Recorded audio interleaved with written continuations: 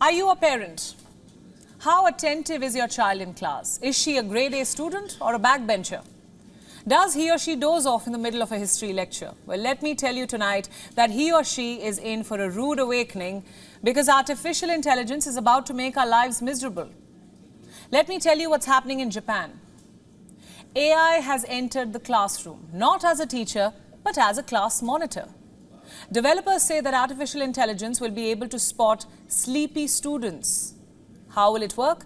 The system will use thermal imaging and AI to identify kids who have dozed off in class. The team of scientists behind this bizarre technology says that the tech is designed to alert teachers when a student is falling asleep.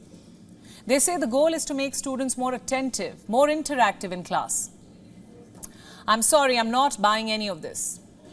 The developers say the system has an accuracy of more than 90%, but with technology, there is always a margin of error. And in this case, it's bound to make mistakes. There's more. This strange technology intends to visualize what students are doing rather than monitor them. This is what the developers say. What does that mean? Why visualize students? You see, it's very important to ask these questions because when your child leaves your home and enters the school, you have every right to worry about what happens in that classroom. Who's watching your children?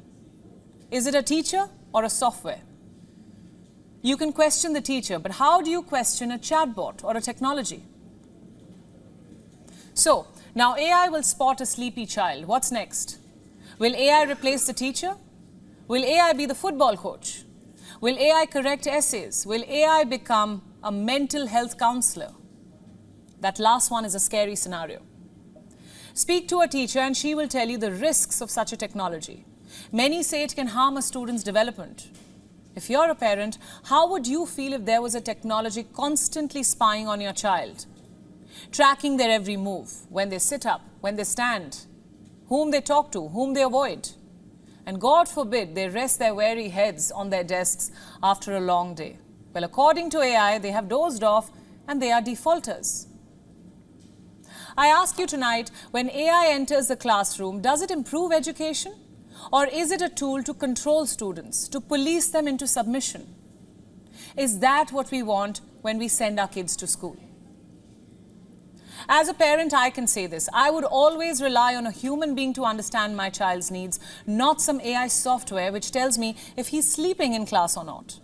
What I'd like to know is, why is the child sleeping in class in the first place? Maybe instead of finding new technology to police our children, we need to use technology to engage them more. It's no secret, AI makes big mistakes. Let's not forget, faulty facial recognition software once branded a super athlete a super criminal. One mistake by Google's AI chatbot wiped off $100 billion in market cap for Alphabet, the parent company. And in some cases, a mistake can be fatal. Who can forget the French chatbot which was intended to decrease a doctor's workload? When someone asked, "I feel awful, should I commit suicide?" the chatbot said, "I think you should." Are we ready for such technology to spy on our children? The scope of mistakes is vast and the consequences scary.